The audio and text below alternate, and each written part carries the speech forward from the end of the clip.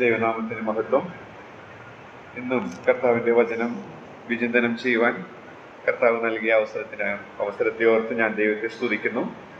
കഴിഞ്ഞ ആഴ്ചയിൽ ഞങ്ങളെ പ്രാർത്ഥനയിൽ ഓർത്ത എല്ലാവർക്കും നന്ദി പറയുന്നു. തുടർന്നും നിങ്ങളുടെ വിലയേറിയ പ്രാർത്ഥനയെ ഞാൻ ആവശ്യപ്പെടുന്നു.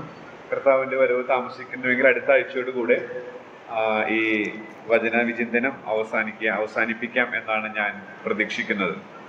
ഇന്ന് പ്രൊജക്ടർ വർക്ക് ചെയ്യുന്നില്ല, എന്താ കാരണം എന്ന് അറിഞ്ഞുകൂടാ. അപ്പോൾ അതുകൊണ്ട് സാധാരണ രീതിയിൽ നമ്മൾ ചെയ്യാറുള്ളത് പോലെ തന്നെ ഈ ആഴ്ചയിൽ ചെയ്യാനായിട്ട് ഞാൻ ആഗ്രഹിക്കുന്നു. നമ്മൾ യൂദയുടെ ലേഖനം ഒരു ധ്യാനാത്മകമായ പഠനം ആണ് നമ്മൾ ചെയ്തുകൊണ്ടിരിക്കുന്നത്. ഇതിനോടകം നമ്മൾ അതിൻ്റേതായിട്ടുള്ള എല്ലാ പ്രധാന ഔട്ട്ലൈനുകളും ചിന്തിക്കാനായിട്ട് ഇടയായിട്ട് തീർന്നു. ഒടുവിലായിട്ടുള്ള ഔട്ട്ലൈൻ നേരത്തെ മുഖവരിയിൽ ഓർത്തതുപോലെ തിരിച്ചറിയുന്നവർ എന്നുള്ള കാര്യമാണ് നമ്മൾ ഓർത്തത്. അതിൻ്റെ ആദ്യത്തെ ഭാഗം കഴിഞ്ഞ ആഴ്ച 8 മുതൽ 16 വരെയുള്ള വാക്യങ്ങളിൽ നിന്ന് പറയാനിടയായിട്ട് തീർന്നു. എന്നാൽ അതിൻ്റെ അവസാനത്തിൽ ചില കാര്യങ്ങളുണ്ടായിരുന്നു. അത് പറഞ്ഞ് ഇന്നത്തെ ആശയത്തിലേക്ക് 17 മുതൽ 23 വരെയുള്ള വാക്യങ്ങളിൽ നിന്ന് ചില കാര്യങ്ങൾ പറഞ്ഞ് ഇന്നത്തെ ക്ലാസ് അവസാനിപ്പിക്കാനായിട്ടാണ് ഞാൻ ആഗ്രഹിക്കുന്നത്. തിരിച്ചറിയുക എന്ന് പറയുമ്പോൾ നമുക്കറിയാം, നമ്മൾ നേരത്തെ ഓർത്തതുപോലെ 8 മുതൽ 16 വരെ ദൈവസഭയിൽ, ഇത് സഭയ്ക്ക് എഴുതിയ ലേഖനമാണല്ലോ. അപ്പോൾ ദൈവസഭയിൽ ഇങ്ങനെയുള്ള സ്വഭാവ സവിശേഷതകൾ ഉള്ളവർ ഉണ്ടാകാനായിട്ട് സാധ്യതയുണ്ട്. അതായത് കാഴ്ചയാൽ നടക്കുന്നവർ, ഇന്ദ്രിയങ്ങൾക്കനുസൃതമായി ജീവിക്കുന്നവർ, ജഡത്തിനും മനോവികാരങ്ങൾക്കും ഇഷ്ടമായത് ചെയ്തുകൊണ്ട് യഥേഷ്ടം ചെയ്യുന്നവർ ദൈവസഭയിൽ ഉണ്ടാകും എന്നുള്ളത് ഈ യൂദയുടെ ലേഖനത്തിൽ നിന്ന് സുവ്യക്തമാണ്. അപ്പൊ അതിന്റെ ഭാഗമാണോ നമ്മൾ എന്നുള്ളത് ഒരു വിചിന്തനത്തിനാണ് ഈ കാര്യങ്ങൾ നിങ്ങളുടെ ശ്രദ്ധയിലേക്ക് കൊണ്ടുവരുന്നത്. അതിലെ കാഴ്ചയിൽ നടക്കുന്ന ചില ലക്ഷണങ്ങൾ നമ്മൾ പറഞ്ഞു കഴിഞ്ഞു. അതിന്റെ ചില പ്രത്യേകതകൾ പറഞ്ഞു. അതിൽ ഒടുവിലത്തെ കാര്യമാണ് നമ്മൾ ചിന്തിച്ചുകൊണ്ടിരിക്കുന്നത്. അത് കപടതയുള്ളവർ ആയിരിക്കുക എന്നുള്ളതാണ്. കപടതയുള്ളവർ ആയിരിക്കുക, അല്ലെങ്കിൽ ഒരു കപടത്തരം, ഒരു തങ്ങളായിരിക്കുന്ന അവസ്ഥയേക്കാൾ കൂടുതൽ എന്തോ ആണെന്ന് ധരിപ്പിക്കുക. അതിനെയാണല്ലോ നമ്മൾ കപടം എന്ന് പറയുന്നത്. അപ്പൊ ഇത് വളരെയധികം വർദ്ധിച്ചിരിക്കുന്ന ഒരു കാലഘട്ടത്തിലാണ്, ഒരു സമൂഹത്തിലാണ് ഞാനും നിങ്ങളും ജീവിക്കുന്നത്. സാമുവൽ റുദർഫോർഡ് എന്ന് പറയുന്ന ഒരു സൈക്കോളജിസ്റ്റ് പറഞ്ഞിരിക്കുന്നത്, കാപട്യത്തിന്റെ ഒരംശം എല്ലാ മനുഷ്യരിലുണ്ട്. വിശ്വാസികൾ എന്ന് വ്യത്യാസമില്ല, അവിശ്വാസികൾ എന്ന് വ്യത്യാസമില്ല. കാപട്യത്തിന്റെ ഒരംശം എല്ലാ മനുഷ്യരിലുണ്ടെന്നുള്ളതാണ്. അപ്പോൾ അത് നമ്മുടെ ഇടയിൽ വളരെയധികം ഉണ്ട് എന്നുള്ളതിന് യാതൊരു സംശയമില്ല. അങ്ങനെയുള്ള ചില കപടതകളുടെ ചില ലക്ഷണങ്ങളാണ് കഴിഞ്ഞ ആഴ്ചയിലെ 12 മുതൽ 16 വരെയുള്ള വാക്യങ്ങളിൽ നിന്ന് പറയാനിടയായിട്ട് തീർന്നത്. ഈ ദുരുപദേഷ്ടാക്കന്മാർ, കാഴ്ചപ്രകാരം ജീവിക്കുന്നവർ, അവർ മറഞ്ഞു കിടക്കുന്ന പാറകളെ പോലെയാണ്. സമുദ്രത്തിൽ മറഞ്ഞു കിടക്കുന്ന പാറകളെ കപ്പിത്താന് വ്യക്തമായി കാണാൻ സാധിക്കാതിരിക്കുമ്പോൾ സംഭവിക്കുന്നത് വലിയ കപ്പൽ ഛേദമാണ്. അപ്പൊ കപ്പൽ തകർക്കാൻ പര്യാപ്തമാണ് ഈ മറഞ്ഞു കിടക്കുന്ന പാറകൾ.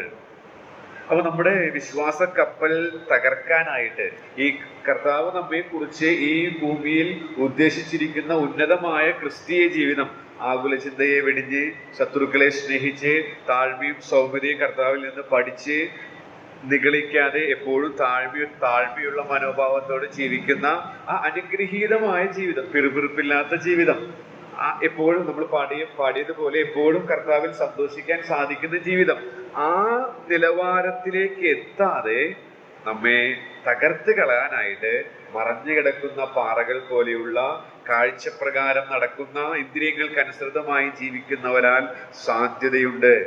മറ്റൊരു കാര്യം നമ്മൾ അവിടെ 12-ാം വാക്യത്തിൽ തന്നെ പറഞ്ഞത്, നിങ്ങളെ തന്നെ തീറ്റുന്നവർ എന്നാണ്. ഇതിൽ ഇംഗ്ലീഷിൽ അത് വ്യക്തമാണ്, തങ്ങളെ തന്നെ തീറ്റുന്നവരാണ്. അപ്പോൾ സ്വന്തം വയർ നിറയ്ക്കുന്നവർ, ഒരു ട്രാൻസ്ലേഷൻ, സ്വന്തം വയർ നിറയ്ക്കുന്നവരാണ് അവർ. അപ്പോൾ ദൈവജനത്തിന് ഓരോ ആഴ്ചയിലും ആവശ്യമായ ഭക്ഷണം കൊടുക്കേണ്ടുന്നതിന് പകരം അവർ സ്വയം വയർ നിറച്ച് ജീവിക്കുന്നവരാണ്. എന്ന് വെച്ചാൽ നമുക്കറിയാം, നല്ല ഭക്ഷണം കൊടുക്കാനായിട്ട് ഇവിടെ പറയുന്നത് ദൈവവചന ശുശ്രൂഷ. അത് ശരിയായ രീതിയിൽ എഫക്റ്റീവ് ആകണമെങ്കിൽ എന്റെയും നിങ്ങളുടെയും, അല്ലെങ്കിൽ ആ ശുശ്രൂഷ ഏൽപ്പിക്കപ്പെട്ട ദൈവഭൃത്തന്മാർ അല്ലെങ്കിൽ ദൈവദാസിമാർ, അവർ ആ ശുശ്രൂഷകൾ ചെയ്യുന്നത് കർത്താവിന്റെ ശബ്ദം കേട്ട് അവർക്ക് ലഭിച്ച വെളിച്ചം അവരാൽ ആവോളം നിർമ്മല മനസാക്ഷിയോടെ കാത്തു സൂക്ഷിച്ച് അനുസരിച്ച് ജീവിക്കാനായിട്ട് ശ്രമിക്കുമ്പോൾ അങ്ങനെയുള്ള ജീവിതത്തിൽ നിന്ന് ഉയരുന്ന ശുശ്രൂഷകൾ മറ്റുള്ളവർക്ക് സ്പാർക്ക് ഉളവാക്കാനിടയായിട്ട് തീരും. അല്ലാത്ത ശുശ്രൂഷകളൊക്കെ തങ്ങളെ തന്നെ തീറ്റുന്നവരാണ്. തലക്കനം വർദ്ധിച്ച് മുന്നോട്ട് പോകുന്നത്, കുറെ അറിവുകൾ ആർജിച്ചെടുക്കുന്നതിന് മാത്രമേ ഉതകുകയുള്ളൂ എന്നുള്ളത് നാം ഓർത്തിരിക്കേണ്ടതാണ്. മറ്റൊരു കാര്യം 12-ാമത്തെ വാക്യത്തിൽ വെള്ളമില്ലാത്ത മേഘങ്ങൾ ഫലമില്ലാത്തവരാണ്, പ്രയോജനമില്ലാത്തൊരു ജീവിതത്തിന്റെ ചിത്രമാണ് നൽകുന്നത്. വേരറ്റും പോയി, രണ്ടൊരു ചത്തും വേരറ്റും പോയവർ, ഉള്ളും പുറവും ഒക്കെ പൊള്ളയായിട്ടുള്ള ഫലമില്ലാത്ത നിഷ്ഫലന്മാരായ ആളുകൾ, കൊടിയ കടൽത്തിരകൾ, വൻ നാശം വരുത്തുവാനായിട്ട് കഴിവുള്ളവർ എന്നുള്ള ആശയം അവിടെ ദുരുപദേഷ്ടാക്കന്മാരിൽ നിന്ന് എടുക്കാം.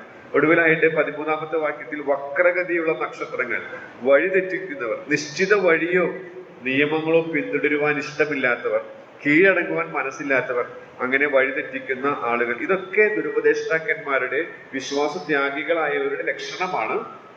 അതെല്ലാം നമ്മിൽ വരാനായിട്ടുള്ള സാധ്യതയുണ്ട്. അതുകൊണ്ട് സൂക്ഷ്മതയോടെ നടക്കുവാൻ ഈ ചിന്തകൾ നമ്മെ സഹായിക്കുമാറാകട്ടെ.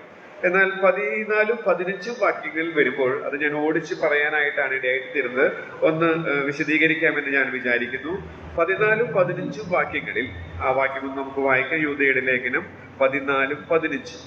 ആദാം മുതൽ ഏഴാമനായ ഹാനോക്കും ഇവരെ കുറിച്ച് എന്ന് പറയുമ്പോൾ വിശ്വാസത്യാഗികളെ കുറിച്ച്, അല്ലെങ്കിൽ ഇതേ കാഴ്ചയാൽ നടക്കുന്നവരുടെ ലക്ഷണങ്ങളാണല്ലോ മുൻപ് പറഞ്ഞത്. അവരെ കുറിച്ച് ഇതാ കർത്താവ് എല്ലാവരെയും വിധിക്കുവാനും അവർ അഭക്തിയോടെ ചെയ്ത ഭക്തിവിരുദ്ധമായ സകല പ്രവൃത്തികളും നിമിത്തം, ഭക്തികെട്ട പാപികൾ തന്റെ നേരെ പറഞ്ഞ സകല നിഷ്ഠൂരങ്ങളും നിമിത്തവും ഭക്തികെട്ടവരൊക്കെയും ബോധം വരുത്തുവാനും 1000 വിശുദ്ധന്മാരോട് കൂടെ വന്നിരിക്കുന്നു എന്ന് പ്രവചിച്ചു.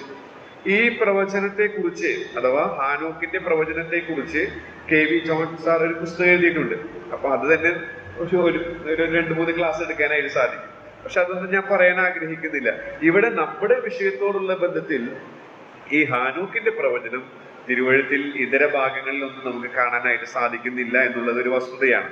പിന്നെ ഈ ലേഖന പശ്ചാത്തലം അല്ലെങ്കിൽ ഇമ്മീഡിയറ്റ് കോണ്ടെക്സ്റ്റിന്റെ ബേസിൽ നമുക്ക് മനസ്സിലാക്കാനായിട്ട് സാധിക്കുന്നത് ഈ ദുരുപദേഷ്ടാക്കന്മാർ അവർക്ക് വരുന്ന ഒരു ന്യായവിധി ഉണ്ട് എന്നുള്ളതാണ്. ഇവിടെ പറയുന്നത് 1000 വിശുദ്ധന്മാരോട് കൂടെ വന്നിരിക്കുന്നു എന്ന് പ്രവചിച്ചു.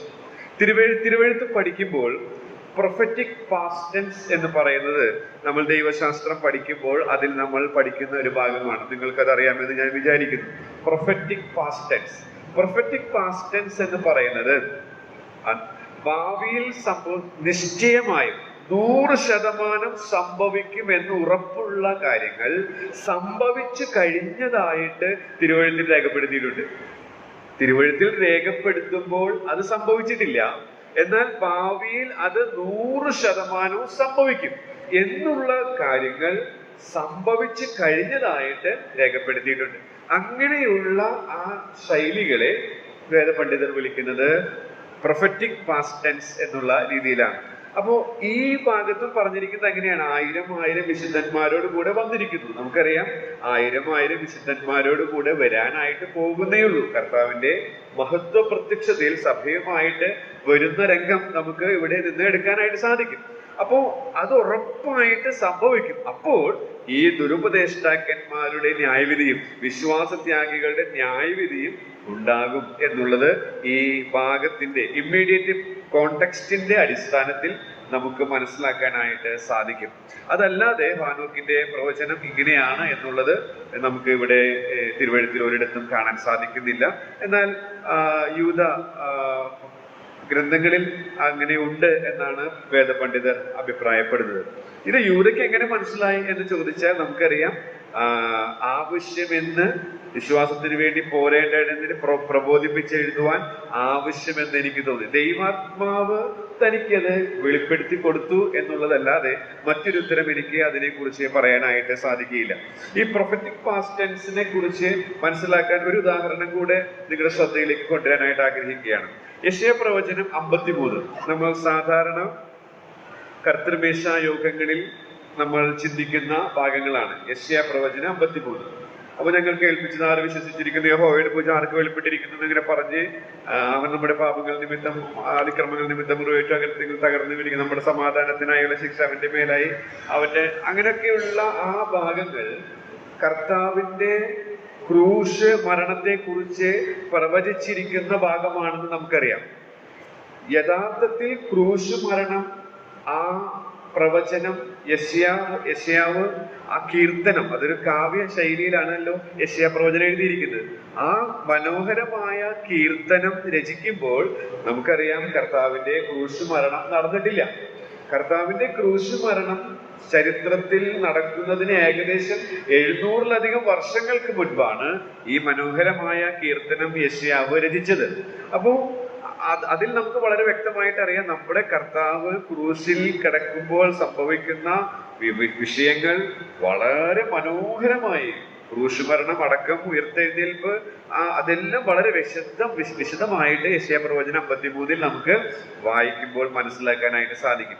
അപ്പോ അവിടെ നമ്മൾ പഠിക്കുന്ന ഒരു കാര്യം ഇതാണ്: 100% ഭാവിയിൽ ഇത് സംഭവിക്കുമെന്നുള്ള കാര്യങ്ങൾ സംഭവിച്ചു കഴിഞ്ഞതായി രേഖപ്പെടുത്തുന്ന തിരുവഴുത്തിന്റെ ഒരു ഭാഷാ ശൈലി തിരുവഴുത്ത് പഠിക്കുമ്പോൾ നമുക്ക് മനസ്സിലാക്കാൻ സാധിക്കും. അത്തരത്തിലുള്ള ഒരു ശൈലിയാണ് നമുക്ക് ഇവിടെ കാണാനായിട്ട് സാധിക്കുന്നത്. അപ്പോ ചുരുക്കി പറഞ്ഞാൽ, ഇപ്പോൾ ഇവർ കപടതയുള്ളവരായി ദൈവജനത്തെ നശിപ്പിച്ചുകൊണ്ടിരിക്കുകയാണ്. എന്നാൽ ഒരു കാര്യം ഇവരോടുള്ള ബന്ധത്തിൽ, ഈ വിശ്വാസത്യാഗികളോടുള്ള ബന്ധത്തിൽ വാസ്തവമാണ്, നിശ്ചയമായി അവർക്ക് ന്യായവിധി വരും. ആ കാര്യം ഉറപ്പിച്ചും തറപ്പിച്ചും പറയുന്ന ശൈലിയായിട്ട് യൂദാ ഇവിടെ അത് ഉപയോഗിച്ചിരിക്കുന്നതായിട്ട് നമുക്ക് മനസ്സിലാക്കാനായിട്ട് സാധിക്കും.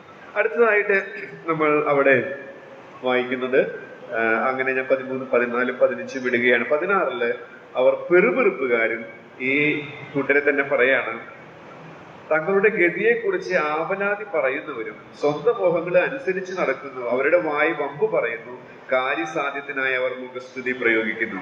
അപ്പൊ അതിനൊരു തലക്കെട്ടോട് അഭക്തിയിൽ രസിക്കുക എന്നുള്ളതാണ്. അഭക്തിയിൽ രസിക്കുക. കപടതയുള്ളവരുടെ ഒരു 7 ലക്ഷണങ്ങളാണ് നമ്മൾ ചിന്തിക്കുന്നത്. നേരത്തെ ഞാൻ പറഞ്ഞതുപോലെ, മറഞ്ഞു കിടക്കുന്ന പാറകൾ, തങ്ങളെ തന്നെ തീറ്റുന്നവർ, വെള്ളമില്ലാത്ത മേഘങ്ങൾ, വേരറ്റുപോയ വൃക്ഷങ്ങൾ, കൊടിയ കടൽത്തിരകൾ, വക്രഗതിയുള്ള നക്ഷത്രങ്ങൾ. 13, 14, 15 ന്യായവിധിയുള്ളവർ. 16 അഭക്തിയിൽ രസിക്കുന്നവർ. അവിടെ പറഞ്ഞിരിക്കുന്ന കാര്യങ്ങളൊക്കെ ഭക്തിയില്ലാത്ത ജീവിതത്തിന്റെ, അതിൽ രസിക്കുന്നതിന്റെ കാര്യങ്ങളാണ്. അവിടെ പറയുന്നത് സാഹചര്യങ്ങളെ പരാതി പറയുക, അതുപോലെ തന്നെ മറ്റുള്ളവരെ അകാരണമായിട്ട് വിമർശിക്കുക, സ്വന്തം മോഹങ്ങൾക്ക് അടിമപ്പെട്ട് വീരവാദം, മുഖസ്തുതി പുലമ്പുക എന്നിത്യാദി കാര്യങ്ങൾ നമുക്ക് അവിടെ നിന്ന് അത് വായിക്കുമ്പോൾ പ്രത്യക്ഷത്തിൽ അധിക വിശദീകരണം കൂടാതെ തന്നെ നമുക്ക് മനസ്സിലാക്കാനായിട്ട് സാധിക്കും. അപ്പൊ ചുരുക്കി പറഞ്ഞാൽ, സ്വന്തം മോഹങ്ങൾക്ക് അനുസരിച്ച് നടന്ന് അഭക്തിയിൽ രസിക്കുന്നവരാണ് ഇവർ. അതും ഒരു കപടതയുടെ ലക്ഷണമായിട്ട് നമുക്ക് എടുക്കാനായിട്ട് സാധിക്കും. അപ്പൊ കാഴ്ചയിൽ നടക്കുന്നവരുടെ 10 പ്രത്യേകതകളാണ് ഈ വിഭാഗത്ത് നിന്ന് പറയാനായിട്ട് ഞാൻ ശ്രമിച്ചത്. അടുത്തതായിട്ട് 17 മുതൽ 23 വരെയുള്ള വാക്യങ്ങൾ ഇന്ന് പറയണം എന്നാണ് ഞാൻ ആഗ്രഹിക്കുന്നത്. അവിടെ മറ്റ് 10 പ്രത്യേകതകൾ കൂടെ പഠിക്കാനായിട്ട് സാധിക്കും. അധികം വിശദീകരണം കൂടാതെ ആ ഭാഗം പറയാനായിട്ട് ആഗ്രഹിക്കുകയാണ്. രണ്ടാമത് തിരിച്ചറിയേണ്ട കാര്യങ്ങളാണ് 17 മുതൽ 23 വരെയുള്ള വാക്യങ്ങളിൽ നിന്ന് ഞാൻ പറയാനായിട്ട് ആഗ്രഹിക്കുന്നു. ഇത് നമ്മൾ പലപ്പോഴും പ്രസംഗങ്ങൾക്കൊക്കെ ഉപയോഗിച്ചിട്ടുള്ള ഭാഗങ്ങളായതുകൊണ്ട് നിങ്ങൾക്കത് വളരെ അറിവുള്ളതാണ്. ഇപ്പൊ ഞാൻ പറയാൻ പോകുന്നതിന് മുൻപ് തന്നെ എന്തൊക്കെയാണ് ഞാൻ പറയാൻ പോണേ എന്നുള്ള കാര്യങ്ങളൊക്കെ നിങ്ങളുടെ മനസ്സിലേക്ക് വന്നിരിക്കും. എങ്കിലും ഞാനത് ക്രമത്തിൽ നമ്മുടെ ഈ പഠനത്തിന്റെ ശൈലി അനുസരിച്ച് പറയാനായിട്ട് ആഗ്രഹിക്കുകയാണ്. നമ്മുടെ വാക്യം ആരംഭിക്കുന്നത് മലയാളത്തിൽ 17ാമത്തെ വാക്യം ആരംഭിക്കുന്നത് ശ്രദ്ധിക്കുക. നിങ്ങളോ പ്രിയരെ എന്നുള്ളതാണ്. നിങ്ങളോ പ്രിയരെ. എന്നാൽ ഞാൻ ഉപയോഗിക്കുന്നത് NASB ട്രാൻസ്ലേഷൻ ഇംഗ്ലീഷിലുണ്ട്. അവിടെ ബട്ട് യു ബിലവഡ് എന്നാണ്. ബട്ട് എന്ന് പറയുന്ന ഒരു കൺജങ്ഷൻ അവിടെ ഉപയോഗിച്ചിട്ടുണ്ട്. ബട്ട് എന്ന് പറയുന്നത് മൂലഭാഷയിലും അതുപോലെ തന്നെ ചില നമ്മുടേതല്ലാത്ത മറ്റ് തർജ്ജമകളും നമ്മൾ പരിശോധിക്കുമ്പോൾ ബട്ട് എന്നാൽ എന്നുള്ള പ്രയോഗം നമുക്ക് കാണാനായിട്ട് സാധിക്കും. അപ്പോൾ നമ്മുടെ തർജ്ജമയിൽ എന്തോ അത് വിട്ടുപോയിരിക്കുകയാണ്. എന്നാൽ നിങ്ങളോ ബട്ട് യു ബിലവഡ് എന്നാണ്. ആ ബട്ട് എന്ന് പറയുന്ന ഭാഷാ പ്രയോഗമാണ് അടുത്ത തിരിച്ചറിവിലേക്ക് എന്നെ നയിച്ചത്. നമുക്കറിയാം ഈ ബട്ട് എന്ന് പറയുന്നത് ഒരു കൺജങ്ഷനാണ്. കൺജങ്ഷന് നമ്മൾ റണ്ണൻ മാർട്ടിൻ്റെ ഒരു ഇംഗ്ലീഷ് ഗ്രാമർ ബുക്കുണ്ട്, വേറെ പല പുസ്തകങ്ങളുണ്ട്. അപ്പൊ ഞാൻ ഉപയോഗിച്ചിട്ടുള്ള, ഞാൻ പഠിക്കാൻ മനസ്സിലാക്കാൻ വ്യാകരണ നിയമങ്ങൾ മനസ്സിലാക്കാൻ ഉപയോഗിച്ചിട്ടുള്ളത് റണ്ണൻ മാർട്ടിന്റെ ഗ്രാമർ ടെക്സ്റ്റാണ്. അപ്പൊ അതിലെ ബട്ടിന്റെ ഒരു യൂസേജ് എന്ന് പറയുന്നത് അത് വിപരീതങ്ങളായ ആശയങ്ങളെ യോജിപ്പിക്കാനായിട്ട് ഭാഷയിൽ ഉപയോഗിക്കുന്ന അല്ലെങ്കിൽ വാചകത്തിൽ ഉപയോഗിക്കുന്ന ഒരു പദമാണ് ബട്ട് എന്ന് പറയുന്നത്. അത് തന്നെ ഒരു രസകരമായ പഠനമാണ്. തിമോഥെയോസിന്റെ 2-ാം ലേഖനം ഇവിടെ ഞാൻ പറഞ്ഞപ്പോൾ 3-ാം അധ്യായത്തിൽ അന്ത്യകാലത്ത് ദുർഘട സമയങ്ങൾ വരുമെന്നറിയുക എന്ന് പറയുമ്പോൾ നമ്മുടെ ബൈബിളിലെ ബട്ട് എന്നില്ല, എന്നാൽ എന്നില്ല, അന്ത്യകാലം എന്നാണ് സ്റ്റാർട്ടിങ്. എന്നാൽ ഇംഗ്ലീഷിലും മൂലഭാഷയിലും ബട്ട് എന്നാൽ എന്നുള്ള പ്രയോഗം നമുക്ക് കാണാൻ സാധിക്കും. അപ്പൊ അതേ ആശയം തന്നെ ഇവിടെ നമുക്ക് പഠിക്കാനായിട്ട് സാധിക്കും. അപ്പൊ ഇവിടെ ഈ ബട്ട് എന്ന് പറയുന്ന പ്രയോഗത്തിൽ നിന്ന് അല്ലെങ്കിൽ എന്നാൽ എന്ന് പറയുന്ന പ്രയോഗത്തിൽ നിന്നാണ് അടുത്തതായിട്ട് നമ്മൾ തിരിച്ചറിയേണ്ട കാര്യം മനസ്സിലാക്കാനായിട്ട് ഇടയായിട്ട് തീർന്നത്. ബട്ട് എന്ന് പറയുന്നതിന്റെ യൂസേജ് ഭാഷയിലുള്ളത് ഞാൻ പറഞ്ഞു, വിപരീതങ്ങളായ ആശയങ്ങളെ ബന്ധിപ്പിക്കാൻ ഉപയോഗിക്കുന്നു.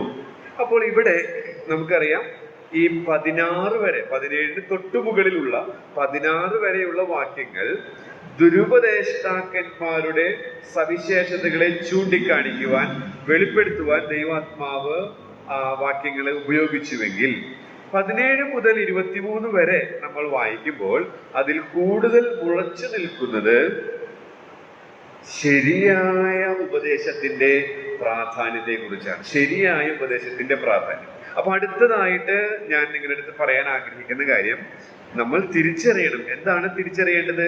തെറ്റായ ഉപദേശത്തിന്റെ അപകടം. അതിനെക്കുറിച്ച് നമ്മൾ ചിന്തിച്ചു. അത് കാഴ്ചയാൽ നടക്കുക എന്നുള്ളതാണ് 10 കുറിപ്പുകൾ ഞാൻ പറയാനിടയായിട്ട് തീർന്നു. എന്നാൽ 17 മുതൽ 23 വരെ നമ്മൾ വായിക്കുമ്പോൾ 2 ആശയങ്ങളെ, അതായത് ശരിയായ ഉപദേശ പ്രകാരം ജീവിക്കുന്നവരുടെ ചില കാര്യങ്ങളാണ് നമ്മൾ കാണുന്നത്. 17 മുതൽ 23 വരെ 23 വരെ നിങ്ങൾ വായിച്ചിട്ടുണ്ടെന്ന് ഞാൻ വിചാരിക്കുന്നു. അപ്പോൾ ശരിയായ ഉപദേശത്തിന്റെ പ്രാധാന്യത്തെ വ്യക്തമാക്കുന്ന കാര്യങ്ങളാണ് നമുക്ക് 23 വരെ പഠിക്കാനായിട്ട് സാധിക്കും. അപ്പൊ എന്താ നമ്മൾ തിരിച്ചറിയേണ്ടത്? 17 മുതൽ 23 വരെയുള്ള വാക്യങ്ങൾ നമ്മെ പഠിപ്പിക്കുന്നത് ശരിയായ ഉപദേശത്തിന്റെ പ്രാധാന്യം തിരിച്ചറിയണം എന്നുള്ളതാണ്. തിരിച്ചറിയണം. അപ്പൊ നമ്മൾ തൊട്ടുമുകളിൽ പഠിച്ചത് എന്താ തിരിച്ചറിയേണ്ടത്? തെറ്റായ ഉപദേശത്തിന്റെ അപകടം. എന്താണ് നമ്മൾ പറഞ്ഞു? കാഴ്ചയാൽ നടക്കുക. അങ്ങനെയെങ്കിൽ ശരിയായ ഉപദേശത്തിന്റെ പ്രാധാന്യം നമ്മൾ പഠിക്കുമ്പോൾ എന്തായി ശരിയായ ഉപദേശത്തിന്റെ പ്രാധാന്യം എന്ന് ചോദിച്ചാൽ അത് നമുക്ക് ഇങ്ങനെ പറയാൻ സാധിക്കും. എതിരായ ആശയങ്ങളാണ് രണ്ടും പറയുന്നത്. ഇപ്പൊ കാഴ്ചയാൽ നടക്കുന്നതിന്റെ എതിരായിട്ടുള്ള ആശയം എന്ന് പറയുന്നത് തിരുവഴുത്തുകൾ കൊണ്ട് തന്നെ നമ്മൾ മനസ്സിലാക്കാനായിട്ട് ശ്രമിക്കുമ്പോൾ വിശ്വാസത്താൽ നടക്കുക എന്നുള്ളതാണ്. അപ്പൊ ശരിയായ ഉപദേശത്തിന്റെ പ്രാധാന്യം ഞാനും നിങ്ങളും തിരിച്ചറിയണം. ശരിയായ ഉപദേശം വിശ്വാസത്താൽ നടക്കുവാനായിട്ട് നമ്മെ സഹായിക്കും. എന്താ ഈ വിശ്വാസത്താൽ നടക്കുക എന്ന് പറഞ്ഞാൽ? ഈ പറഞ്ഞ ആശയങ്ങളൊക്കെ അതിനോട് ചേർത്ത് ബന്ധിക്കാനായിട്ട് സാധിക്കും. അല്ലെങ്കിൽ വിശ്വാസത്താൽ നടക്കുന്നതിന്റെ ലക്ഷണങ്ങളായിട്ട് 10 കാര്യങ്ങൾ നമുക്ക് ഈ ഭാഗത്ത് നിന്ന് പറയാൻ സാധിക്കും. അത് ഞാൻ വേഗത്തിൽ ഇന്ന് പറഞ്ഞ് അവസാനിപ്പിക്കണമെന്നാണ് ആഗ്രഹിക്കുന്നത് ഈ ഭാഗം. അപ്പോ ഈ വിശ്വാസത്തിൽ നടക്കുക എന്ന് പറയുമ്പോൾ അതെങ്ങനെയാ പ്രായോഗികമായി സാധിക്കുക? റോമാലേഖനത്തിലേക്ക് വരുമ്പോൾ 10-ാം അധ്യായത്തിന്റെ 17-ാം വാക്യം നമുക്ക് വായിക്കാം. റോമാലേഖനം 10-ാം അധ്യായത്തിന്റെ 17-ാമത്തെ വാക്യം നമുക്ക് അറിവുള്ളതാണെങ്കിലും എടുത്ത് വായിച്ച് നിങ്ങളുടെ ശ്രദ്ധയിലേക്ക് ഒന്നുകൂടെ ഒന്ന് ചൂണ്ടിക്കാണിക്കാൻ ഞാനത് ആഗ്രഹിക്കുന്നു. റോമാലേഖനം 10-17. ആകയാൽ വിശ്വാസം കേൾവിയാലും കേൾവി ക്രിസ്തുവിന്റെ വചനത്താലും വരുന്നു. അപ്പൊ വിശ്വാസത്താൽ നടക്കണം എന്ന് പറയുമ്പോൾ ആ വിശ്വാസം നമ്മിൽ ഓരോ ദിവസവും ഉൽപ്പാദിപ്പിക്കപ്പെടണം. എങ്ങനെയാ വിശ്വാസം ഓരോ ദിവസവും ഉൽപ്പാദിപ്പിക്കപ്പെടുക? എങ്കിൽ മാത്രമേ അതിൽ നടക്കാനായിട്ട് അല്ലെങ്കിൽ ജീവിക്കാനായിട്ട് നടക്കുക, ജീവിക്കുക. അപ്പൊ വിശ്വാസത്താൽ ജീവിക്കാനായിട്ട് എനിക്കും നിങ്ങൾക്ക് സാധിക്കണമെങ്കിൽ അതിന്റെ രഹസ്യം നമുക്ക് ഇവിടെ വായിക്കാൻ സാധിക്കും. വിശ്വാസം കേൾവിയാണ്, കേൾവി ക്രിസ്തുവിന്റെ വചനത്താലും വരും. അപ്പോ ദൈവത്തിന്റെ വചനവുമായുള്ള നമ്മുടെ ബന്ധമാണ് നമ്മിൽ വിശ്വാസം ഉൽപ്പാദിപ്പിക്കുന്നത്. അങ്ങനെ വിശ്വാസം ഉൽപ്പാദിപ്പിക്കുമ്പോഴാണ് നമുക്ക് വിശ്വാസത്തിൽ നടക്കാനായിട്ട്, ജീവിക്കാനായിട്ട് സാധിക്കുക. അങ്ങനെ പറയുമ്പോൾ ഞാൻ ഒരു ദിവസം ദൈവവചനം ധ്യാനിച്ചുകൊണ്ടിരുന്ന സമയത്ത് ഈ ഭാഗം കുറച്ചും കൂടി എനിക്കൊന്ന് വ്യക്തമാക്കി തരാമോ എന്നുള്ള ആശയാൽ വചനം വായിച്ചപ്പോൾ അപ്പോസ്തല പ്രവൃത്തി 13-ാം അധ്യായത്തിൽ ഇതിനെ മനസ്സിലാക്കാനായിട്ട്, വിശ്വാസത്താൽ നടക്കുന്നത് എങ്ങനെ എന്നുള്ളത് മനസ്സിലാക്കി തരാനായിട്ട് എന്റെ ശ്രദ്ധയിൽപ്പെട്ട ഒരു കാര്യം ഞാനൊന്ന് നിങ്ങളുടെ ശ്രദ്ധയിലേക്ക് കൊണ്ടുവരുന്നു. അപ്പോസ്തല പ്രവൃത്തി 13-ാം അധ്യായത്തിലേക്ക് വരുമ്പോൾ നാം അവിടെ അതിന്റെ 2-ാമത്തെ വാക്യത്തിൽ ഇങ്ങനെ വായിക്കുന്നു: അവർ കർത്താവിനെ ആരാധിച്ചും ഉപവസിച്ചും കൊണ്ടിരിക്കുമ്പോൾ ഞാൻ ബർന്നബാസിനെയും ശൗലിനെയും വിളിച്ചിരിക്കുന്ന വേലയ്ക്കായിട്ട് അവരെ എനിക്ക് വേർതിരിക്കുവിൻ എന്ന് പരിശുദ്ധാത്മാവ് പറഞ്ഞു. പരിശുദ്ധാത്മാവ് ഇവിടെ പൗലോസിന്റെയും ശീലാസിനെയും കുറിച്ച് അവർക്ക് ലഭിച്ച വിളി അനുസരിച്ച് അത് ബോധ്യപ്പെട്ട് വേലയ്ക്കായിട്ട് വേർതിരിക്കുന്നതാണ്. ഇവിടെ വിശ്വാസത്താൽ നടക്കുന്ന രണ്ട് ഭക്തരുടെ ചിത്രം നമുക്ക് കാണാൻ സാധിക്കും. അതെങ്ങനെ മനസ്സിലാക്കാം? അവിടെ നാം വായിക്കുന്നത് ഇങ്ങനെയാണ്, വളരെ വ്യക്തമായിട്ട് ബർന്നബാസിനെയും ശൗലിനെയും വിളിച്ചിരിക്കുന്ന. അപ്പോ പരിശുദ്ധാത്മാവ് പറഞ്ഞു വിളിച്ചിരിക്കുന്ന ഈ രണ്ട് പദങ്ങൾ നമ്മൾ ശ്രദ്ധിച്ചാൽ നമുക്കറിയാം, ദൈവത്തിന്റെ അന്ന് നമ്മൾ ഇന്നത്തെ പോലെ തിരുവെഴുത്തില്ല. അപ്പൊ അവരുടെ ഒരു സ്വഭാവമായിട്ട് നമുക്ക് എടുക്കാൻ സാധിക്കുന്നത്, അവർ ദിനംതോറും ദൈവത്തിന്റെ ശബ്ദം കേൾക്കുന്നവരായിരുന്നു. അങ്ങനെ ദൈവത്തിന്റെ ശബ്ദം അവർ കേൾക്കുന്നത് കൊണ്ട് അവരിൽ വിശ്വാസം അത് ഉൽപ്പാദിപ്പിച്ചു. അതുകൊണ്ട് തന്നെ അവർക്ക് അത് അനുസരിച്ച് ജീവിക്കുന്നതിന് നമുക്കറിയാം, അവരുടെ രണ്ട് ജീവിതവും ഫലപ്രദമായിട്ടുള്ള ഒരു ജീവിതമായിരുന്നു. ചുരുക്കി പറഞ്ഞാൽ വിശ്വാസത്താൽ നടക്കുക എന്ന് പറഞ്ഞാൽ നല്ല നിർമ്മല മനസാക്ഷിയുള്ളവരായി, എന്ന് വെച്ചാൽ നമുക്ക് ബോധ്യമുള്ള, ദൈവത്തിന്റെ ആത്മാവ് നമ്മെ ബോധ്യപ്പെടുത്തി തന്ന എല്ലാ തെറ്റുകളിൽ നിന്നും നിരപ്പ് പ്രാപിച്ച് ഒരു ശുദ്ധ മനസാക്ഷിയോടുകൂടെ തിരുവെഴുത്തുകളുടെ മുമ്പാകെ ദിവസവും ഇരിക്കാം. അങ്ങനെ ഇരിക്കുമ്പോൾ തിരുവെഴുത്തുകളിൽ നിന്ന് നമുക്ക് പ്രകാശനം ലഭിക്കും. അത് നമ്മൾ അനുസരിക്കുക. അപ്പോൾ നമ്മിൽ വിശ്വാസം ഉൽപ്പാദിപ്പിച്ച് വിശ്വാസത്തിൽ നടക്കാനായിട്ട് നമുക്ക് സാധിക്കും എന്നുള്ളതിനെ ഇതിങ്ങനെ ചെയ്യുന്നില്ല എന്ന് വിചാരിക്കുക. ദിനംതോറും നമ്മുടെ മനസാക്ഷി നിർമ്മലമാക്കി, അല്ലെങ്കിൽ നമ്മൾ പൗലോസിന്റെ ഭാഷയിൽ പറഞ്ഞാൽ ദൈവഭയത്തിൽ വിശുദ്ധിയെ തികച്ച് ജീവിക്കാനായിട്ട് നാം ശീലിക്കുന്നില്ല എന്ന് വിചാരിക്കാം.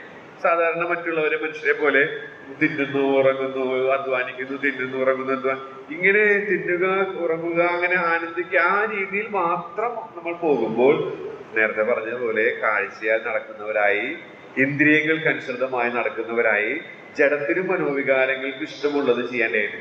അപ്പൊ ഞാനൊന്ന് ചിന്തിച്ചു, എന്റെ ജീവിതത്തിൽ ജഡത്തിനും മനോവികാരങ്ങൾക്ക് ഇഷ്ടമുള്ളതുപോലെ ജീവിച്ചത് വാസ്തവത്തിൽ വിശ്വാസത്താൽ നടക്കാതിരിക്കുമ്പോഴാണ്. ഞാൻ ദൈവവചനത്തിന് മുമ്പാകെ ഇരുന്ന് എല്ലാ ദിവസവും ഇത് ചെയ്യണ്ടേ? നമ്മളിപ്പോ ചെറുപ്പം തൊട്ട് തന്നെ കേൾക്കുന്നതാണ്, ടൈം എടുക്കണം, പ്രാർത്ഥിക്കണം. അതൊരു മെക്കാനിക്കായിട്ട് യാന്ത്രികമായിട്ട് പോകുന്ന കാര്യത്തെ കുറിച്ചല്ല പറയുന്നത്. അങ്ങനെ പറഞ്ഞാൽ, അങ്ങനെ ജീവിച്ചാൽ വിശ്വാസം ശരിയായ രീതിയിൽ ഉൽപ്പാദിപ്പിക്കപ്പെടുകയില്ല.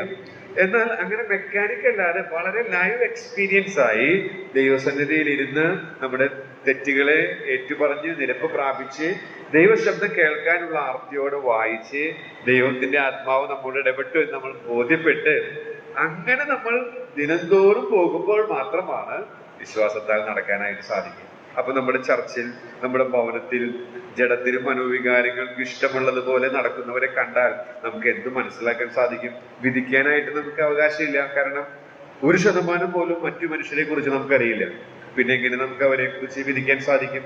നമുക്കറിയാം, സുപ്രീം കോടതിയിലെ ജഡ്ജി ഒരു വിധി പ്രഖ്യാപിക്കുന്നതിന് മുൻപ് അതിനെക്കുറിച്ച് വസ്തുനിഷ്ഠമായിട്ട് പഠിക്കും. പഠിച്ച് മനസ്സിലാക്കി ബോധ്യപ്പെട്ടതിന് ശേഷമാണ് ഒരു ജഡ്ജ്മെന്റ് അദ്ദേഹം ഡിക്ലെയർ ചെയ്യുന്നത്. എന്നാൽ നമ്മളൊക്കെ അദ്ദേഹത്തെക്കാൾ എക്സ്പേർട്ട് പോലെയാണ് മറ്റുള്ളവരെ ജഡ്ജ് ചെയ്യാനായിട്ട്. പക്ഷെ അത് ഈ കാഴ്ചയിൽ നടക്കുന്നവരുടെ ലക്ഷണമാണ്. എനിക്ക് 1% പോലും അറിയാത്ത മറ്റൊരു വ്യക്തിയെ കുറിച്ച് എങ്ങനെ വേഗത്തിൽ വിധി കൽപ്പിക്കാനായിട്ട് സാധിക്കും? അപ്പൊ അതുകൊണ്ട് നമുക്ക് മറ്റുള്ളവരെ വിധിക്കാനായിട്ട് സാധിക്കില്ല. എന്നാൽ ഒരു കാര്യം വസ്തുതയാണ്, ഒരു വിശ്വാസി കാഴ്ചപ്രകാരം നടക്കുന്നുവെങ്കിൽ, ജഡത്തിനും മനോവികാരങ്ങൾക്ക് ഇഷ്ടമുള്ളത് പ്രകാരം ജീവിക്കുന്നുവെങ്കിൽ, അതിന്റെ അർത്ഥം എന്ന് പറയുന്നത് ഈ പ്രക്രിയ നടക്കുന്നില്ല. ദൈവശബ്ദം കേട്ട് വിശ്വാസം അവനിൽ ഉൽപ്പാദിപ്പിക്കപ്പെടുന്ന പ്രക്രിയ അവന്റെ ജീവിതത്തിൽ സിസ്റ്റമാറ്റിക് ആയിട്ടില്ല.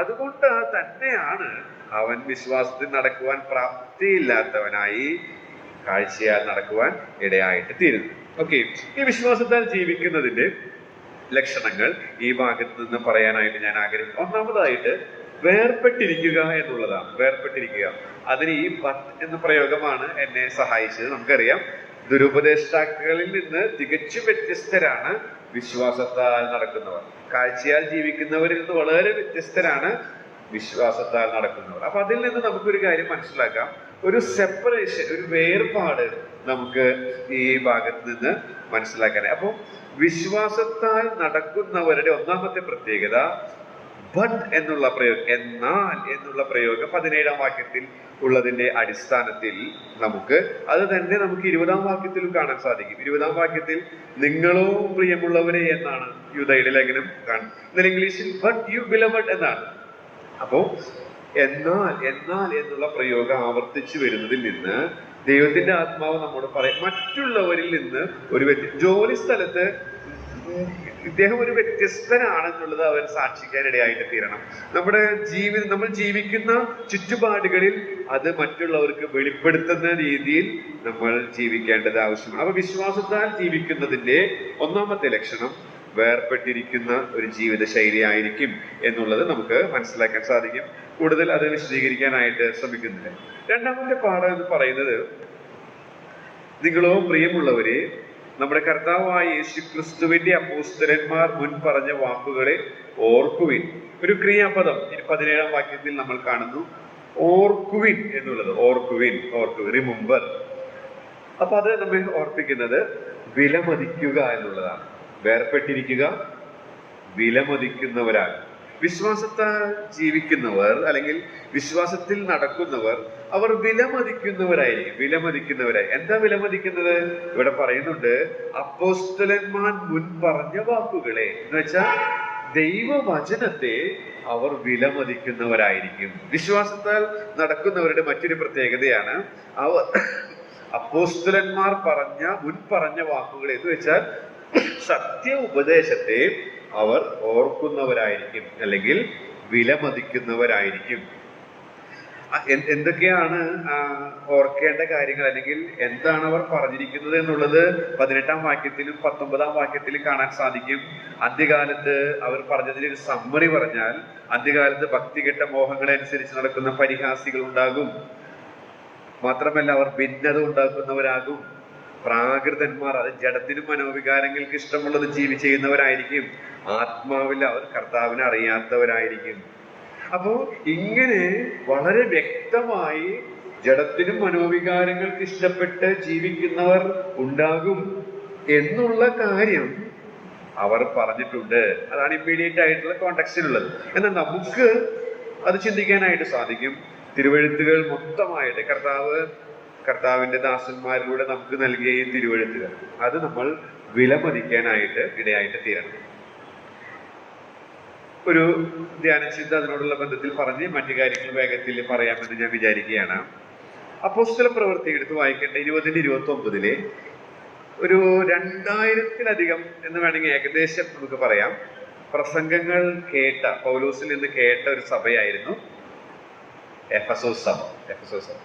എഫെസോസിലെ 3 വർഷത്തെ തന്റെ മനോഹരമായ ശുശ്രൂഷ കാലഘട്ടം കഴിഞ്ഞതിന് ശേഷം അപ്പോസ്തലനായ പൗലോസ് വിടവാങ്ങുകയാണ്. ആ വിടവാങ്ങൽ കാര്യങ്ങളിൽ അപ്പോസ്തലനായ പൗലോസ് അവിടെ പറയുന്നുണ്ട്. നിങ്ങൾ 20-29 വായിക്കാം. അപ്പോസ്തല പ്രവൃത്തി 20-ന്റെ 29 നമ്മൾ ആ വിടവാങ്ങൽ സന്ദേശത്തിൽ മൂപ്പന്മാരോട് പറയുന്ന ഒരു മനോഹരമായൊരു കാര്യം അവിടെയുണ്ട്. ഞാൻ പോയ ശേഷം തന്റെ ശുശ്രൂഷ കഴിഞ്ഞു, നല്ല ഈടുറ്റ ശുശ്രൂഷ അവർ അനുഭവിച്ചു. എന്നിട്ട് പൗലോസ് പറയാണ്, ഞാൻ പോയ ശേഷം ആട്ടിൻകൂട്ടത്തെ ആദരിക്കാത്ത കൊടിയ ചെന്നായ്ക്കൾ നിങ്ങളുടെ ഇടയിൽ കടക്കുമെന്ന് ഞാൻ അറിയുന്നു. നമ്മളിപ്പോൾ യൂദ പറഞ്ഞതുപോലെ തന്നെ ശിഷ്യന്മാരെ തങ്ങളുടെ പിന്നാലെ വലിച്ചു കളയുവാനായി വിപരീതോപദേശം പ്രസ്താവിക്കുന്ന പുരുഷന്മാർ നിങ്ങളുടെ ഇടയിൽ നിന്നും എഴുന്നേൽക്കും. അതുകൊണ്ട് ഉണർന്നിരിക്കും. ഞാൻ 3 സംവത്സരം രാപ്പകൽ ഇടപെടാതെ കണ്ണുനീർ മാർത്തും കൊണ്ട് ഓരോരുത്തരും ബുദ്ധി പറഞ്ഞു തന്നത് ഓർത്തുകൊള്ളുവിൻ. അപ്പോ അപ്പോസ്തലനായ പൗലോസിന്റെ ശുശ്രൂഷ അനുഭവിച്ച ഈ എഫെസോസ് സഭ ഏകദേശം AD 57 ആയപ്പോൾ അവർക്ക് താനൊരു ലേഖനം എഴുതിയത് നമുക്കറിയാം, FAC ലേഖനം. വളരെ ഈടുറ്റ സഭയെ കുറിച്ചിട്ടുള്ള മനോഹരമായ ഒരു ലേഖനമാണ്. എന്നാൽ വർഷം പലത് കഴിഞ്ഞ് AD 57 കഴിഞ്ഞു, ഇപ്പോൾ AD 95 എഫേസ്യർക്ക് 2ാമത്തെ ലേഖനം എഴുതി ദൈവത്തിന്റെ ആത്മാവ്. അത് നമ്മൾ വായിക്കുന്നത് വെളിപ്പാട് പുസ്തകം 2ാം അധ്യായത്തിലാണ്. അവിടെ എഫെസോസിലെ സഭയ്ക്കുള്ള ദൂത് ലെറ്റർ നമ്മളവിടെ വായിക്കുകയാണ്. 7 വാക്യങ്ങൾ മാത്രമേ ഉള്ളൂ. അവിടെ നാം വായിക്കുന്നത് നമുക്കറിയാം, അവർക്ക് ഏകദേശം 2000-ലധികം പ്രസംഗങ്ങൾ ശുശ്രൂഷകൾ അനുഭവിച്ചു. നല്ലൊരു സഭയായി, നല്ലൊരു ഈടുറ്റ ലേഖനം അവർക്ക് കൊടുത്തു. എന്നാൽ കാലഘട്ടങ്ങൾ പിന്നിട്ടപ്പോൾ അവരുടെ അവസ്ഥ എന്ന് പറയുന്നത് അവരുടെ പ്രവർത്തനങ്ങൾക്കൊന്നും ഒരു കുറവില്ല. നമ്മളവിടെ വായിക്കുന്നുണ്ട്, നിങ്ങൾക്ക് അറിവുള്ളതാണല്ലോ എഫെസോസ് സഭയിലെ കാര്യങ്ങൾ. അവരുടെ പ്രവൃത്തികളൊക്കെ സൂപ്പറാ. കർത്താവ് അപ്രീഷിയേറ്റ് ചെയ്യത്തക്ക രീതിയിലുള്ള ആക്ടിവിറ്റീസ് ഉള്ള ഒരു ചർച്ച ആയിരുന്നു എഫെസോസിലെ സഭ. എന്നാൽ AD 95 ഏകദേശം AD 95 ആ കാലഘട്ടം ആയപ്പോഴേക്കും AD 57 നിന്ന് പൗലോസ് പറഞ്ഞത് അവരുടെ ഇടയിൽ സംഭവിച്ചു. എന്ന് വെച്ചാൽ അവരുടെ ആദ്യ സ്നേഹം വിട്ടുകളഞ്ഞു. അവരുടെ ആദ്യ സ്നേഹം അവർ വിട്ടുകളഞ്ഞു. അവരുടെ ആദ്യ സ്നേഹം വിട്ടുകളഞ്ഞപ്പോൾ കർത്താവ് പറഞ്ഞ ഒരു കാര്യമുണ്ട്, നീ ഏതിൽ നിന്ന് വീണിരിക്കുന്നു. വെളിപ്പാട് 2:5 നാം വായിക്കുന്നത് ഇങ്ങനെയാണ്, നീ ഏതിൽ നിന്ന് വീണിരിക്കുന്നു എന്നോർത്ത് മാനസാന്തരപ്പെട്ട് ആദ്യത്തെ പ്രവൃത്തി ചെയ്യുക. എന്ന് വെച്ചാൽ നമ്മളൊരു പാപത്തിൽ വീണുപോയ ഒരു വിശ്വാസിയെ കുറിച്ച് കാണുന്നത് പോലെ തന്നെയാണ് ദൈവത്തിന്റെ ആത്മാവ് എഫെസോസ് സഭയെ കാണുന്നത്. അപ്പോ ദൈവത്തിന്റെ അപ്പോസ്തലന്മാർ പറഞ്ഞ വാക്കുകളെ വിലമതിക്കാതിരുന്നതിന്റെ വില എഫെസോസ് സഭയ്ക്ക് അനുഭവിക്കാൻ ഇടയായിട്ട് തീർന്നു. അവരുടെ ആദ്യ സ്നേഹം അവർ വിട്ടുകളഞ്ഞു. കർത്താവ് അത് പറയുന്നത്, നീ വലിയൊരു നമ്മളൊരു പാപത്തിൽ അകപ്പെട്ടു പോയി സഭ അച്ചടക്ക നടപടി എടുത്ത ഒരു വിശ്വാസിയെ കുറിച്ച് കാണുന്നത് എങ്ങനെയാണോ അത് പ്രകാരമുള്ള പ്രയോഗങ്ങളാണ് അവിടെ നമുക്ക് വായിക്കാനായിട്ട് സാധിക്കുന്നത്. അതുകൊണ്ട് നമുക്കുള്ള ഇന്നത്തെ ബുദ്ധിപദേശം എന്ന് പറയുന്നത് ദൈവത്തിന്റെ ദാസന്മാർ നൽകുന്ന ബുദ്ധിപദേശങ്ങളെ വിലമതിക്കുക. അപ്പോസ്തലന്മാർ പറഞ്ഞ ഈ വാക്കുകളെ ഓർക്കുക എന്ന് വെച്ചാൽ വിലമതിക്കുക എന്നുള്ള സത്യം ഈ രീതിയിലാണ് ഞാൻ മനസ്സിലാക്കാനായിട്ട് ഇടയായിട്ട് തീർന്നു. 20ാം വാക്യത്തിലേക്ക് വരുമ്പോൾ 17ാം വാക്യം തന്നെ അതിലെ മറ്റൊരു ആശയം കൂടെ നമുക്ക് എടുക്കാൻ സാധിക്കും. നിങ്ങളോ പ്രിയരേ. അപ്പോ പ്രിയരേ എന്നുള്ളതിന് ദൈവത്താൽ സ്നേഹിക്കപ്പെട്ടവരേ എന്നുള്ള ധ്വനി ആ വാക്കിനുണ്ട് എന്നാണ് ഒരു കർത്തൃദാസൻ പറഞ്ഞിരിക്കുന്നത്. അദ്ദേഹത്തിന്റെ പേര് ഞാൻ ഓർക്കുന്നില്ല. ഒരു പുസ്തകത്തിൽ ഞാൻ വായിച്ചു, ദൈവത്താൽ സ്നേഹിക്കപ്പെട്ടവരെ എന്നുള്ളതാണ്. അപ്പൊ അതിന് ഞാൻ കൊടുത്തിരിക്കുന്ന തലക്കെട്ട് എന്ന് പറയുന്നത് വിലയറിയുക. പ്രിയരെ എന്നുള്ളത് 20ാം വാക്യത്തിലും ആവർത്തിക്കുന്നുണ്ട്. നിങ്ങളോ പ്രിയരെ, നിങ്ങളോ പ്രിയമുള്ളവരെ. അപ്പൊ അതിൽ നിന്ന് വിലയറിയുക എന്നുള്ളതാണ്. നമുക്കറിയാം, ദൈവത്താൽ സ്നേഹിക്കപ്പെടുവാൻ അല്ലെങ്കിൽ ദൈവത്തിന് പ്രിയരായിട്ട് തീരാനായിട്ട് നമ്മളത് ഓൾറെഡി 1ാമത്തെ ഭാഗത്തിൽ ചിന്തിക്കാനിടയായിട്ട് തീർന്നു. വലിയൊരു പ്രയത്നം കർത്താവ് കഴിക്കേണ്ടതായിട്ട് വന്നു. യെശയ്യാ പ്രവചനം 53 നാം വായിക്കുന്നുണ്ട്, അവൻ തന്നെ അധ്വാന ഫലം, പ്രയത്നത്തിന്റെ ഫലം കണ്ട് തൃപ്തനാകും. അപ്പോ നമ്മെ പ്രിയരാക്കി തീർക്കാനായിട്ട് അവൻ വലിയൊരു പ്രയത്നം കഴിച്ചു. അതിന് വലിയൊരു വില കൊടുക്കേണ്ടി വന്നു, വലിയൊരു അധ്വാനം കഴിക്കേണ്ടി വന്നു. നമ്മളത് 1 പത്രോസ് 1:18, 19, 20 വാക്യങ്ങൾ വായിച്ചാൽ മനസ്സിലാക്കാനായിട്ട് സാധിക്കും. അതിന്റെ പദ്ധതി, അതിന്റെ ആവശ്യകത, അതിന്റെ ഫലം, അങ്ങനെ അതിന്റെ വലിപ്പം, ഇതൊക്കെ ആ ഭാഗത്ത് നമുക്ക് ചിന്തിക്കാനായിട്ട് സാധിക്കും. ഞാൻ അങ്ങോട്ട് പോകുന്നില്ല. വിലയറിയുക. അപ്പൊ വിശ്വാസത്താൽ നടക്കുന്നവർ അവരെ വീണ്ടെടുപ്പിന്റെ വിലയെ കുറിച്ച് അറിവുള്ളവരാണ്. അടുത്തൊരാശയം എന്ന് പറയുന്നത് 20-ാമത്തെ വാക്യത്തിലേക്ക് വരുമ്പോൾ മറ്റൊരു വിശ്വാസത്താൽ നടക്കുന്നതിന്റെ മറ്റൊരു ലക്ഷണം നമുക്ക് കാണാനായിട്ട് സാധിക്കും. നിങ്ങളോ പ്രിയമുള്ളവരെ, നിങ്ങളുടെ അതിവിശുദ്ധ വിശ്വാസത്തെ ആധാരമാക്കി നിങ്ങൾക്ക് തന്നെ ആത്മീക വർധന വരുത്തിയും പരിശുദ്ധാത്മാവിൽ പ്രാർത്ഥിച്ചു. ഒരു ക്രിയാപദം അവിടെ കാണുന്നത് ആത്മീക വർധന വരുത്തുക. അപ്പൊ അതിന് ഞാൻ കൊടുത്തിരിക്കുന്ന തലക്കെട്ട് വളരുക എന്നുള്ളതാണ്. അപ്പൊ വളരുന്നവരായിരിക്കും. വിശ്വാസത്താൽ നടക്കുക എന്ന് പറയുമ്പോൾ അവർ വളരുന്നവരായിരിക്കും. ആത്മീക വർധന വരുത്തി എന്നുള്ളതിൽ നിന്നാണ് അത് മനസ്സിലാക്കാൻ സാധിച്ചത്. അതെങ്ങനെ മനസ്സിലാക്കാം എന്ന് ചോദിച്ചാൽ, ഈ ആത്മീക വർധന വരുത്തുക എന്നുള്ളതിന് ഉപയോഗിച്ചിരിക്കുന്ന മൂലപദം ഒരു കെട്ടിട പണിയോട് സമാനമാണ്. അപ്പോ ഇത് വായിക്കുന്ന 1-ാം നൂറ്റാണ്ടിലെ ആ യവന ഭാഷ അറിയുന്നവർക്ക് അത് വളരെ വ്യക്തമായിട്ട് മനസ്സിലാക്കാനായിട്ട്, നിങ്ങൾ നിങ്ങളുടെ വിശ്വാസത്തെ പണിതുയർത്തണം എന്നുള്ളതാണ്. ആത്മീക വർധന വരുത്തണം എന്നുള്ള ആശയമാണ് നമുക്കിവിടെ. ഒരു കെട്ടിട പണിയുടെ സാദൃശ്യമാണ്. അപ്പൊ അതൊരു പുരോഗമനത്തെ കാണിക്കുന്നത് കൊണ്ട് വളരുക എന്നുള്ള ആശയം ഞാനിവിടെ എടുക്കാനിടയായിട്ട്. ആത്മീക വളർച്ച എന്ന് വെച്ചാൽ നമ്മുടെ സ്വഭാവത്തിൽ, കാഴ്ചപ്പാടിൽ, മനോഭാവത്തിൽ ഉണ്ടാകുന്ന വളർച്ചയാണ്. നമ്മുടെ സ്വഭാവത്തിൽ, കാഴ്ചപ്പാടിൽ, മനോഭാവത്തിൽ നാം രക്ഷിക്കപ്പെട്ട നാളിൽ നിന്ന് എന്തുമാത്രം പുരോഗതി ഉണ്ടായി, വളർച്ചയുണ്ടായി, അതോ അധോഗതിയാണ് ഉണ്ടായിരിക്കുന്നത് എന്നുള്ളത് നാം പരിശോധിക്കേണ്ടത് ആവശ്യമാണ്. വിശ്വാസത്താൽ നടക്കുന്നതിന്റെ ഒരു ലക്ഷണമാണ് അവർ പുരോഗതി ഉള്ളവരായിരിക്കും. ഒരു കെട്ടിടം അത് പണിത് പുരോഗമിച്ച് ആ കെട്ടിടമായിട്ട് തീരുന്നത് പോലെ ആ പണി പുരോഗമിച്ച്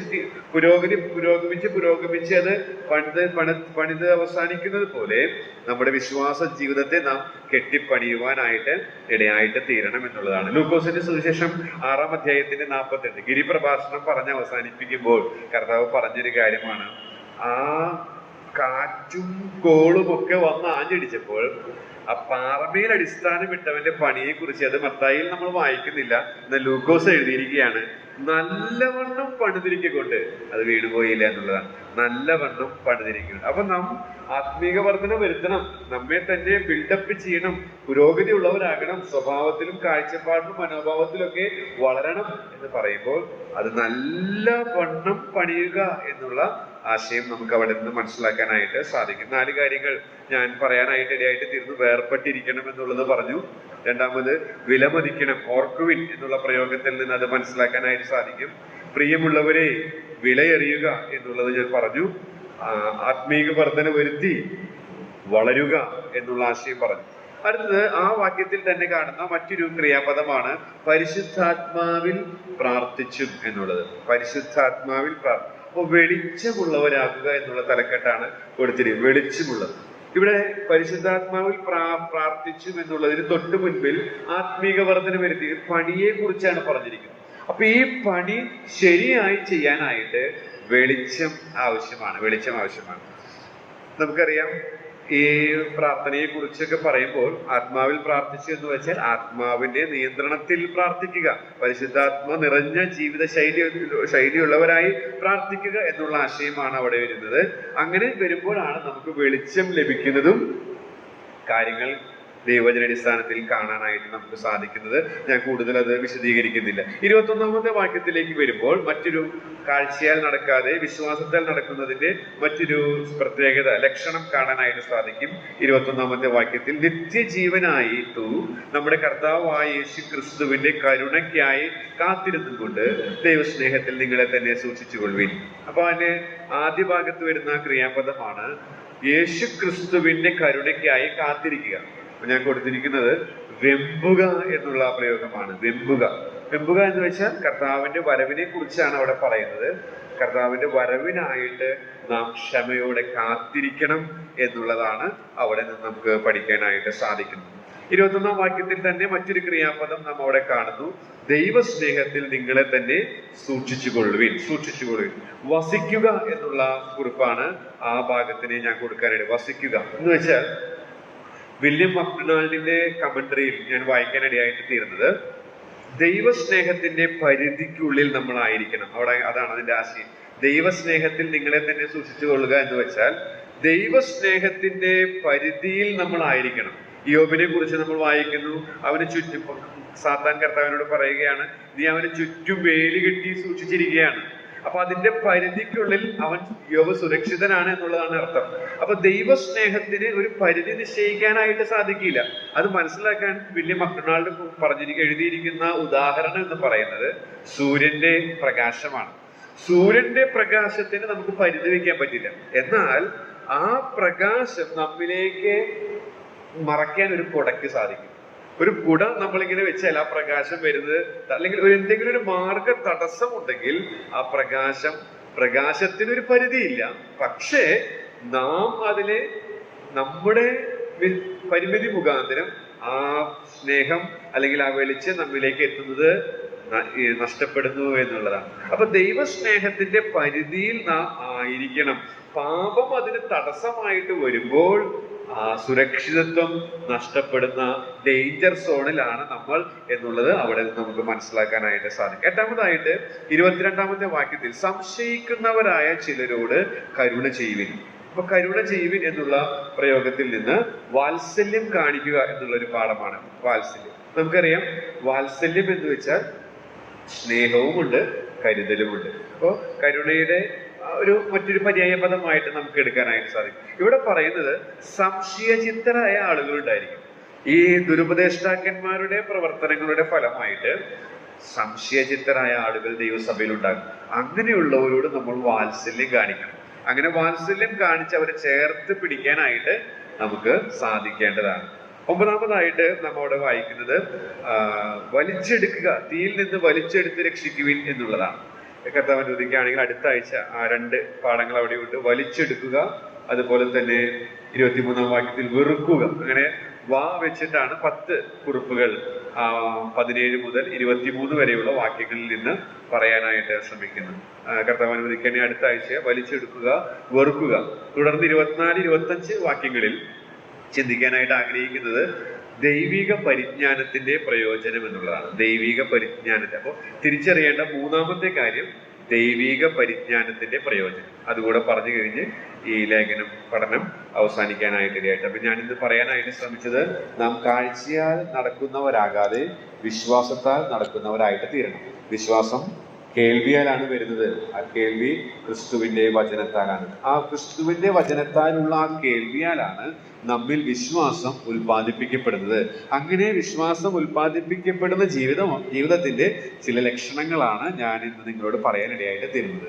കർത്താവ് അനുവദിക്കുകയാണെങ്കിൽ ബാക്കിയുള്ള കാര്യങ്ങൾ കൂടെ പറഞ്ഞ് ഈ പഠനം അവസാനിക്കാൻ ആഗ്രഹിക്കുന്നു. ഇതിന്റെ നോട്ട്സ് കർത്താവ് അനുവദിക്കുകയാണെങ്കിൽ ഒരു ബുക്ക്ലെറ്റ് പോലെ അടുത്ത ആഴ്ച തരാനായിട്ട് ആഗ്രഹിക്കുന്നു. തുടർന്നും എന്നെ ഓർത്ത് പ്രാർത്ഥിക്കണമെന്ന് അപേക്ഷിച്ചുകൊണ്ട് നിർത്തുന്നു. ദൈവനാമം മഹത്വപ്പെടുമാറാകട്ടെ.